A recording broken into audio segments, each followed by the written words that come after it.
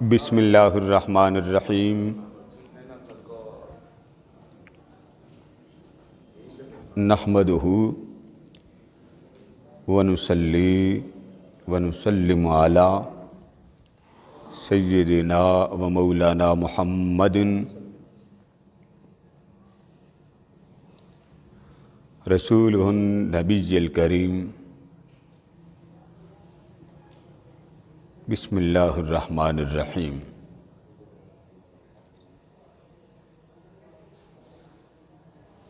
اللہم صلی علی سیدنا و مولانا محمد وعلی آلہ وصحبہ وبارک وسلم۔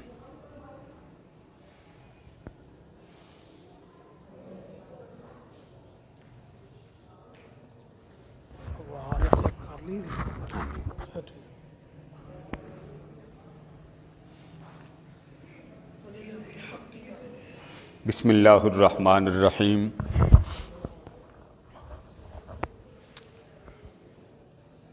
والنجم اذا ہوا صدق اللہ مولانا العظیم۔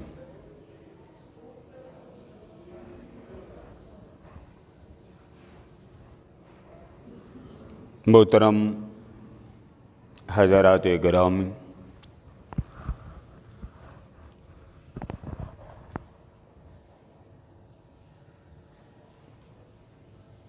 اللہ تبارک و تعالیٰ کی توفیق سے حضور اکرم نور مجسم صلی اللہ تعالیٰ علیہ وآلہ وسلم کی توجہات سے، نالین پاک کی خیرات سے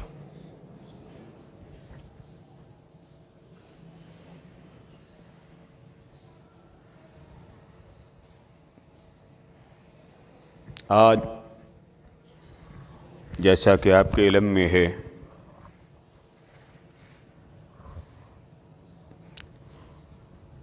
کہ احتیاط کے طور پہ جو انسان کے لیے آزمائش اس وقت صورتحال بن ہے، حضور اکرم صلی اللہ علیہ وآلہ وسلم کے احکام کو مد نظر رکھتے ہوئے احتیاط کا دامن نہ چھوڑا جائے۔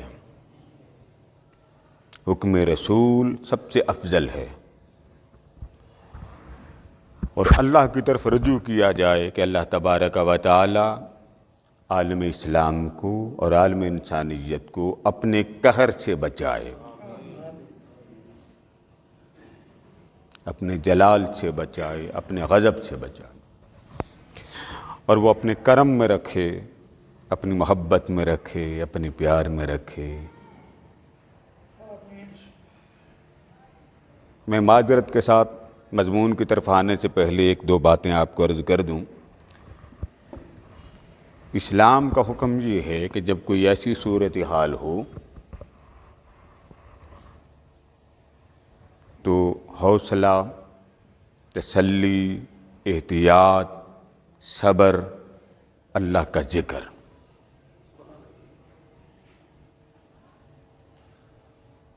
بدقسمتی یہ ہے کہ ہم ہی جس معاشرے کے رہنے والے ہیں، ہماری سوشل میڈیا پہ لوگوں کو غلط فہمیاں، غلط باتیں، غلط انفارمیشن اور سنی سنائی بات کو ایک دوسرے کو فارورڈ کر کے مزید گمبھیر حالت بنا لینا، یہ اچھی بات نہیں۔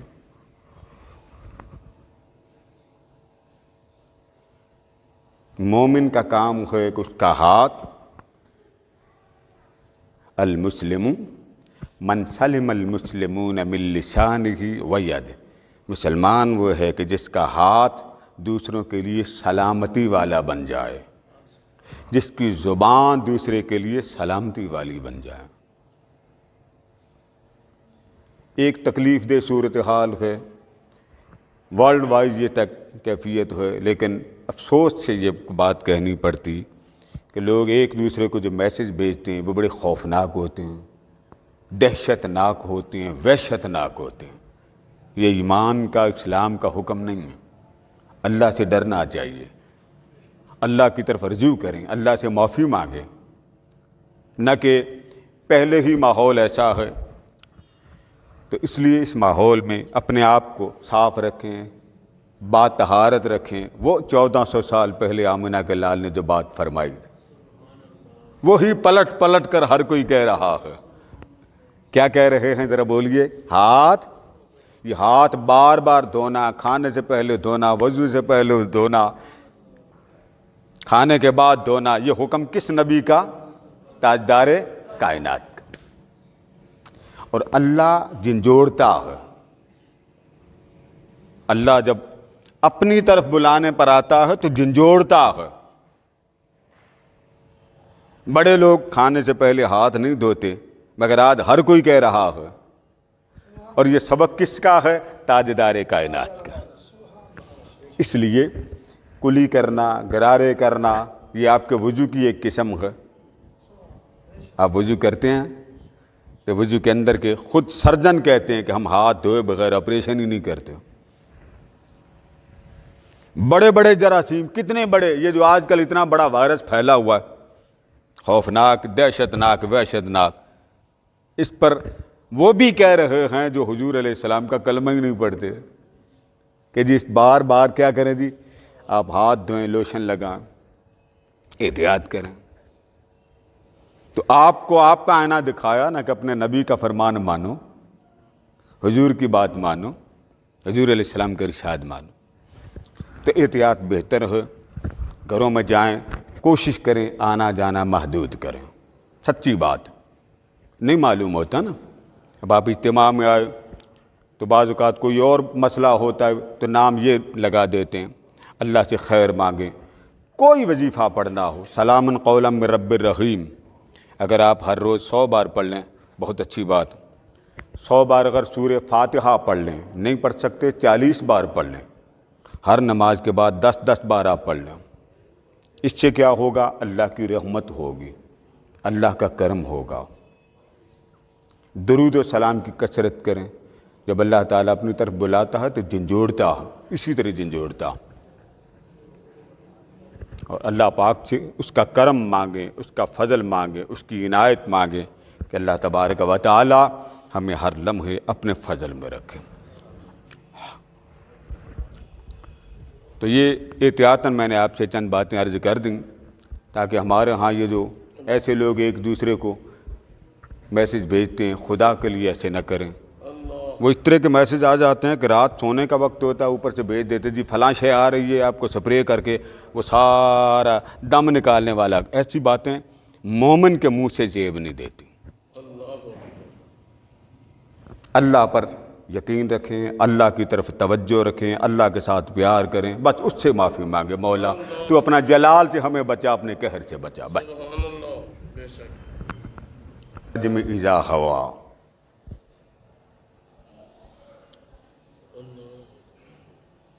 صدق اللہ مولانا العظیم۔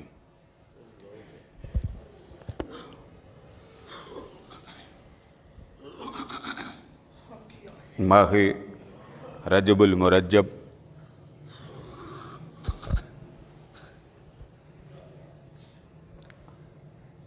آج کے اس خوبصورت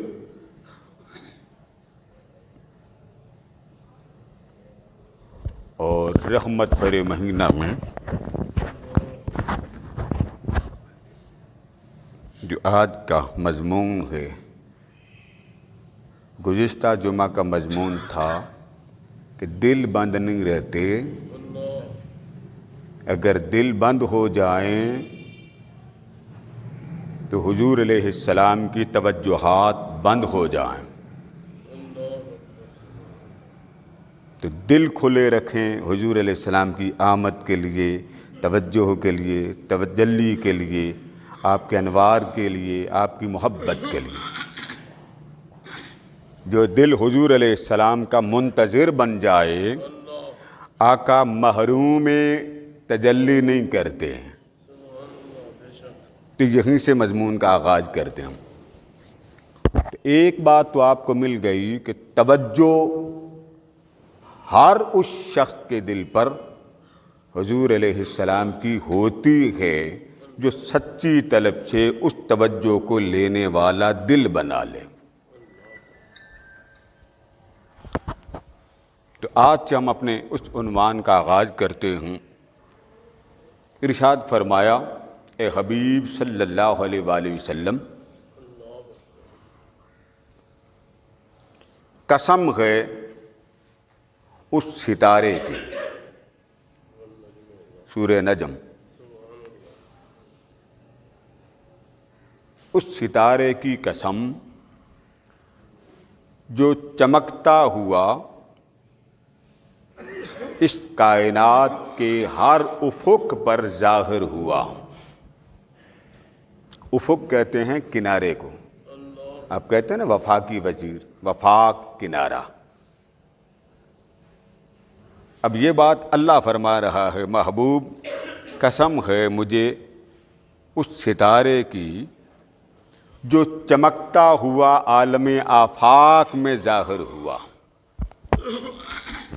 یعنی یہ میرا محبوب صلی اللہ علیہ وآلہ وسلم، یہ چمکتا ستارہ، اب یہ تو قسم اللہ نے کھائی نا، اب ستارہ اس سے مراد کیا ہے کسی اور سے نہیں پوچھتے، اس سے مراد کون ہوں؟ تو اس سے مراد سن لیں، تفسیر امام جعفر الصادق رضی اللہ تعالیٰ عنہ۔ آپ سے پوچھا گیا کہ اللہ پاک نے قسم کھائی ہے ستارے کی، اے حبیب قسم ہے اس چمکتے ہوئے ستارے کی، تو وہ چمکتا ہوا ستارہ ہے کون؟ تو آپ نے فرمایا النجم المراد ہوا سیدنا محمد صلی اللہ علیہ وسلم۔ قسم سے نجم سے مراد ستارہ ہے، چمکتا ستارہ، اور چمکتے ستارے سے مراد وجود مصطفیٰ صلی اللہ علیہ وآلہ وسلم ہے۔ اب کوئی اور جو کہے وہ مانے نہ مانے، مگر گھر والے کی بات گھر والے بہتر جانتے ہیں۔ امام جعفر الصادق رضی اللہ تعالیٰ عنہ گھر والے ہیں، تو جو قریب رہتے ہیں، قربتیں پاتے ہیں، صحبتیں پاتے ہیں، ان سے بڑھ کر حضور علیہ السلام کی بات کو سمجھنے والا، جاننے والا اور معرفت رکھنے والا کوئی اور نہیں ہوتا۔ یہاں تک تو اللہ پاک نے بات بیان کر دی کہ مجھے قسم ہے اس ستارے کی جو اس کائنات میں ظاہر ہوا۔ بیٹے یہ تار چھوڑیں تو نہیں، ظاہر ہوا۔ اب آگے ہے ہوا۔ ہوا کے دو معنی ہیں، آپ کو معلوم ہے قرآن سمندر ہے۔ کئی الفاظ آپ اس پوری گفتگو میں آئیں گے کہ قرآن مجید کا ایک معنی ایک لفظ کا نہیں ہوتا، بلکہ اس کے کئی معنی ہوتے ہیں۔ اطلاق موقع محال کی مناسبت سے بھی اللہ پاک نے فرمایا، کوئی موقع آیا تو وہاں لفظ ایسا بولا جو آپ بھی پڑھ کر الجھ جاتے ہیں۔ ابھی آئے گا آگے صلات کا معنی بھی آئے گا تو آپ ایک دفعہ حیران ہوں گے، مگر خود قرآن نے اس لفظ کو ایک جگہ ایک معنی میں استعمال کیا ہے، دوسری جگہ پہ دوسرے معنی میں استعمال کیا۔ اب آگے لفظ ہے ہوا، ہے آنکھوں والی ہوا، ہے واو یا۔ اگر اس کو ہم مانیں کہ یہ لفظ کی جو اصل ہے مشتق ہے، جس سے حویون، ہے کے اوپر زبر ہو، عربی کے لفظ وہ کسی نہ کسی لفظ سے مشتق ہوتے ہیں۔ اگر اس کو معنی میں اگر اصل اس کی بنیاد ہم بنائیں کہ ہا کے اوپر زبر ہے حویون، اور ایک ہے اس کے اوپر پیش ہو ہویون، قرآن مجید میں آیا ہے ہوا، اگر زبر دے کر آپ اس لفظ کا معنی تلاش کریں حویون، اس کا معنی یہ ہے کہ اے حبیب مجھے قسم ہے اس چمکتے ہوئے ستارے کی جو مسجد حرام سے مسجد اقصیٰ تک پہنچے اور کل انبیاء، کل مقتدا، کل رہنماؤں میں سب سے انوکھا، نرالا اور اعلیٰ بن کر سب سے بلند نظر آیا۔ ایک معنی یہ ہے، ہوا ہویجن، ہوا ہویجن، میں اس وقت ہویجن کے معنی سے آپ کو آگاہ کر رہا ہوں۔ ہویجن اگر اس معنی کو لیں، اب اس کا معنی کیا بنتا؟ اس کا معنی یوں بنا کہ حبیب قسم ہے اس محمد کی صلی اللہ علیہ وآلہ وسلم جو چمکتا دمکتا ستارہ بنا اور چمکتا دمکتا ہو کر مسجد اقصیٰ کے کل نبیوں کے اندر وہ نبی عالم بشریت کے امام تھے، مخلوق کے امام بن کے آئے، مخلوق کے رہنما بن کے آئے، مخلوق کے مقتدا بن کے آئے، اور حبیب مجھے تیرے ستارہ ہو کر چمک دمک کی قسم کہ تو صرف امام بن کے نہیں آیا، تو سب اماموں کا امام الانبیاء بن کے آیا۔ تو صرف امام بن کے نہیں آیا بلکہ تو امام الانبیاء بن کر تو سب میں زیادہ چمکدار بنا۔ ایک ہوتا ہے نا، آپ سورہ قدر پڑھتے ہیں، انا انزلناہ فی لیلۃ القدر وما ادراک ما لیلۃ القدر لیلۃ القدر خیر من الف شہر تنزل الملائکۃ والروح فیہا باذن ربہم من کل امر سلام ہی حتی مطلع کہتے ہیں ظاہر ہونا، مطلع کہتے ہیں ظاہر ہونا۔ قدر کب تک ہے؟ مطلع فجر تک، یعنی جب فجر ظاہر ہو جائے، توئیں لام واو عین، طلوع آفتاب آپ لفظ بولتے ہیں، قرآن اس کو مطلع کہتے ہیں، ظاہر ہونا۔ آپ یہ موسمیات کی خبر سنتے ہیں نا تو آپ کیا کہتے ہیں؟ مطلع صاف ہے کہ نہیں؟ اب مطلع کا تعلق دن پر بھی آ رہا ہے، رات کا بھی آ رہا، تو یہ ایک لفظ عربی کا ہے۔ تو فرمایا محبوب مجھے قسم ہے اس چمکتے دمکتے محمد کی صلی اللہ علیہ وسلم کہ یہ مسجد حرام سے چلے اور پہلا پڑاؤ کیا مسجد اقصیٰ میں، سب نبی وہاں موجود تھے، صحیح مسلم اور ترمذی میں روایت موجود ہے، اور اس روایت کے راوی خود تاجدار کائنات ہوں، جو روایت آپ کو سنا رہا ہوں، صحیح مسلم۔ آقا علیہ السلام نے فرمایا میں جا رہا تھا، رأیت موسیٰ فی قبرہ، تو جب جا رہا تھا، اب یہ دیکھنے والی بات، جس راستے سے تاجدار کائنات جا رہے ہیں اور ہے بھی سفر معراج، جانا پہلا پڑاؤ ہے مسجد حرام سے مسجد اقصیٰ۔ اللہ چاہتا تو کوئی اور اینگل سے لے جاتا، مگر راستہ وہ چنا جہاں حضرت موسیٰ آتے تھے، ان کی قبر آتی تھی۔ کوئی بات تھی نا، کوئی مصلحت تھی، کوئی اشارہ دینا تھا۔ بھائی معراج حضور کو ہوا تھا نا، انبیاء تو چلے گئے نا۔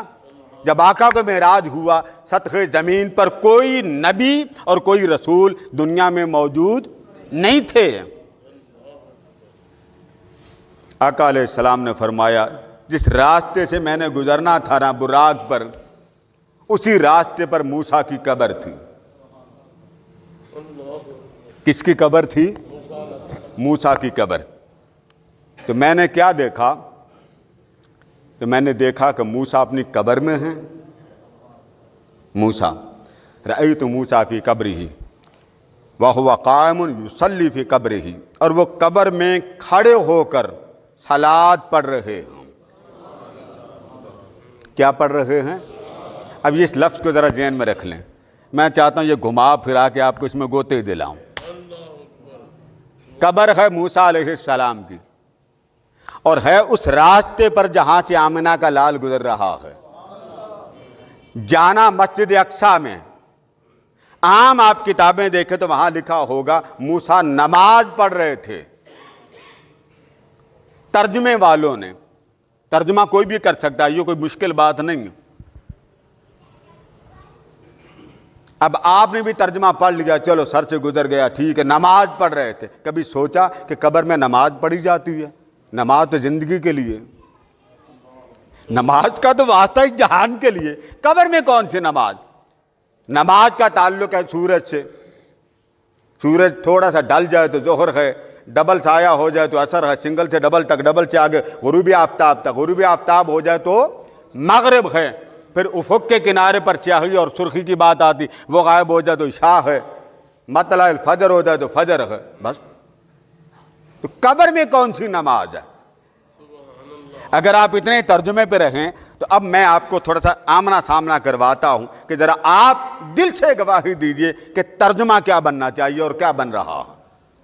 اب ذرا سنیے، خبر موسیٰ علیہ السلام کو مل چکی ہے کہ حضور علیہ السلام مسجد اقصیٰ میں جا رہے ہیں، دعوت نامہ مل چکا، انبیاء کرام کو اطلاع مل چکی، اور یہ بھی موسیٰ علیہ السلام کو پتا ہے کہ گزرگاہ میری اسی راستے سے آقا کریم کی سواری گزرنی، اور یہ بھی پتا ہے کہ میں نے مسجد اقصیٰ میں جا کے استقبال بھی کرنا، ادھر بھی استقبال کرنا ہے کہ حضور میرے گھر کے قریب سے گزر رہے ہیں، خدا کا محبوب ہے، کوئی عام شے تو ہے نہیں۔ اور یہ بھی موسیٰ علیہ السلام کو پتا ہے کہ انہوں نے مسجد اقصیٰ میں جا کے جماعت کروانی ہے،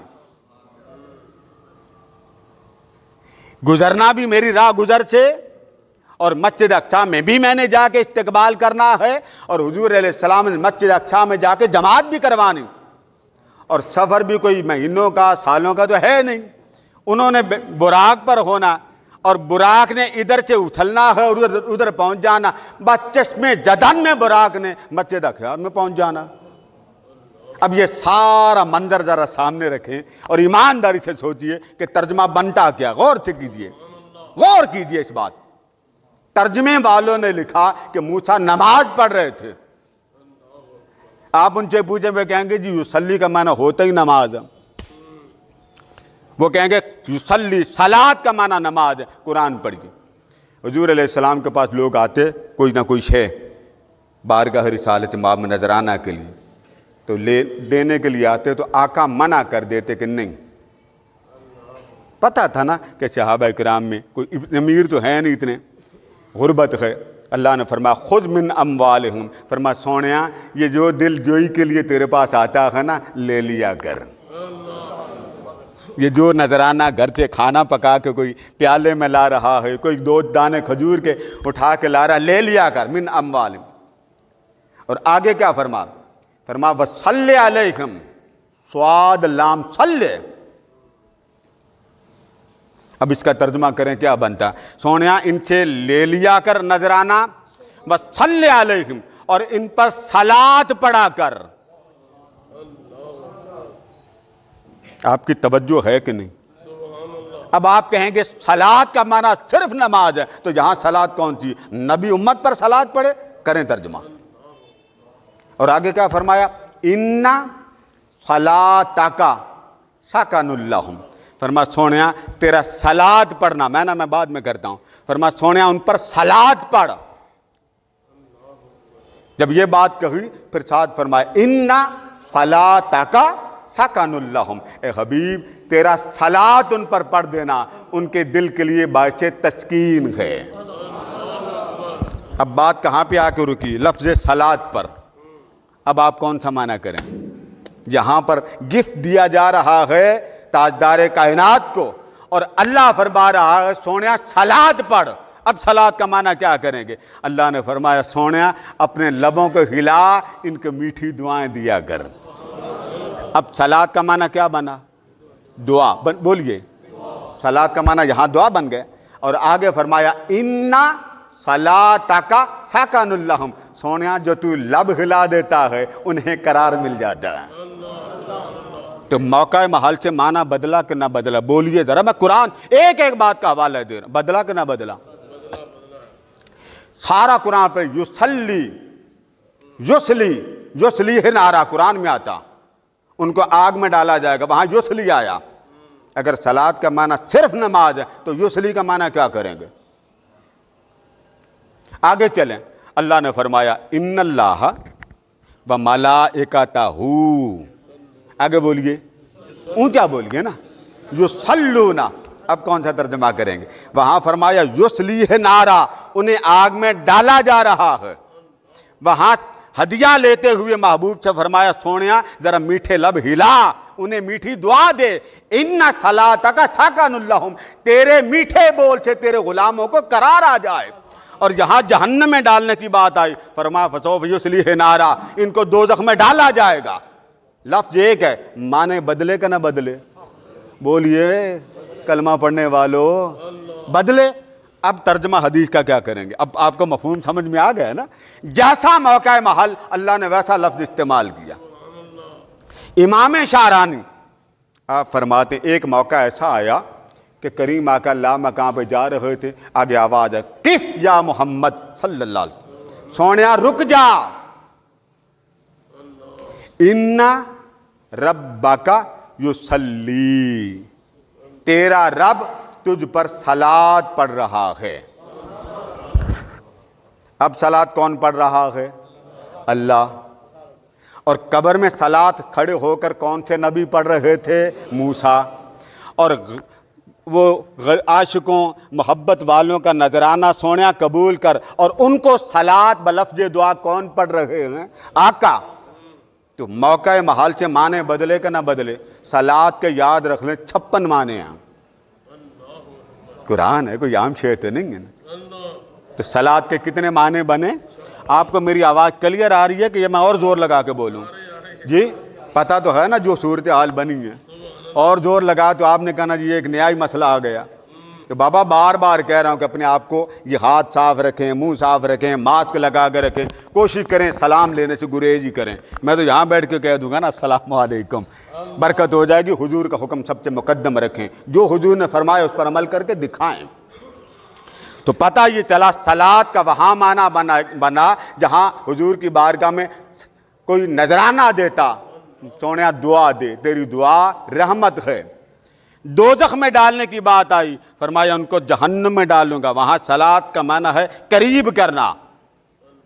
اور لامکا پر امام شعرانی نے فرمایا کہ اللہ پاک نے فرمایا سونیا رک جا، تیرا رب تجھ پر صلات پڑھ رہا ہے، وہاں معنی اور ہوگا۔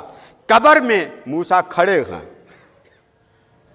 اگر آپ یہ معنی کریں، ذرا سوچئے، ایمانداری سے سوچئے، میں آپ کو ایک بات بڑی ڈیپلی سمجھا رہا ہوں۔ یہ اگر آپ معنی کریں کہ آپ کے گھر کے قریب سے آپ کے شیخ نے گزرنا ہو، پیر صاحب نے گزرنا ہو، عین پیر صاحب کے گزرنے کا وقت ہو، اور آپ مصلی ڈال کے اللہ اکبر شروع کر دیں، اور انہوں نے 2 لمحے کے بعد آگے چلے جانا، ایمانداری سے بتائیے یہ ادب ہے یا بے ادبی ہے؟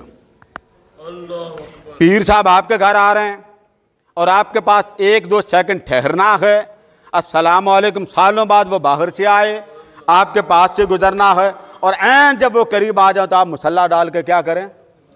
بولیے، یہ ایمانداری سے بتائیے، اس کو ادب کہیں گے؟ اخلاقیات کہیں گے؟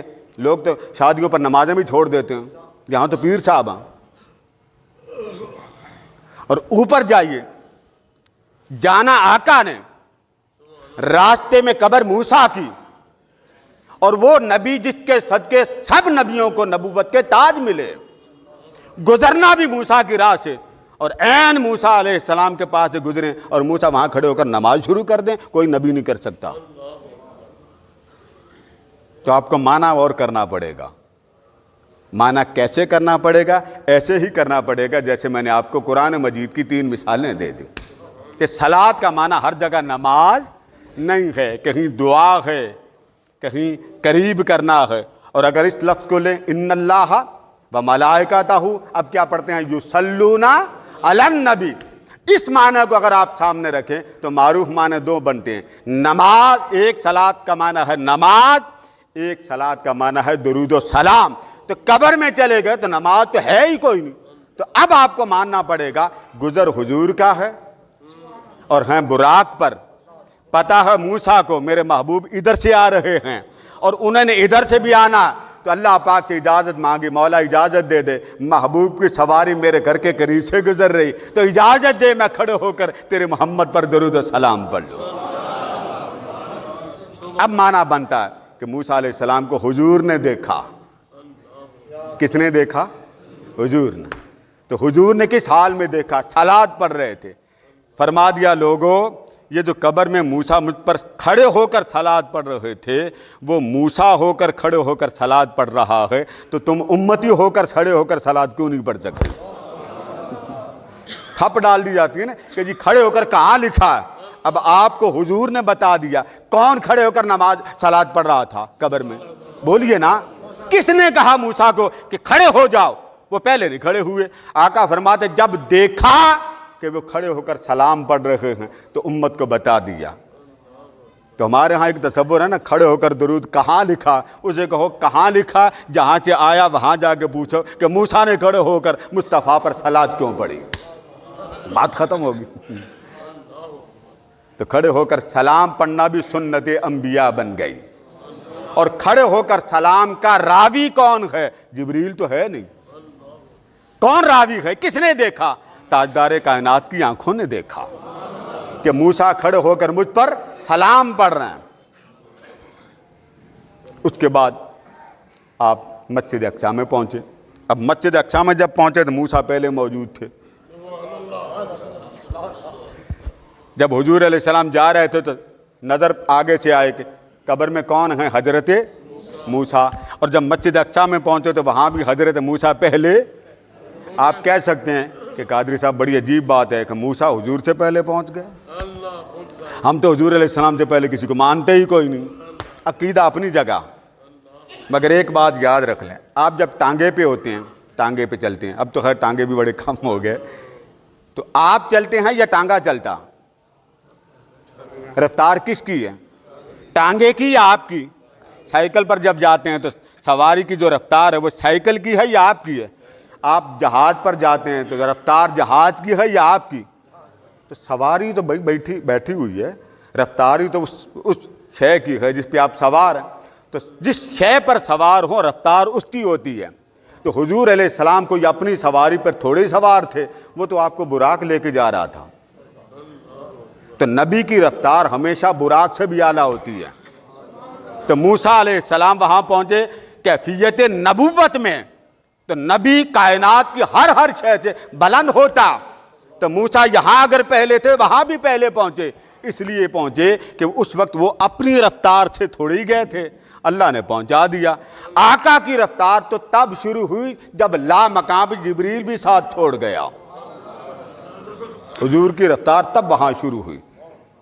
جب وہاں پہنچے تو اللہ پاک نے فرمایا وَالنَّجْمِ إِذَا ہوا، سونیا تیرے چمکتے دمکتے اس والضحیٰ کے چہرے والے ستارے کی قسم کہ کتنے نبی بشریت کے امام بن کر آئے، تو میں نے تجھے امام الانبیاء بنا کے ان میں بلند ستارہ بنا دیا. حضور علیہ السلام کی معراج کا پہلا مقام مسجد اقصیٰ ہوا. اب انشاءاللہ اس سے آگے اگلے جمعہ کو ہوگا. وما علینا الا البلاغ.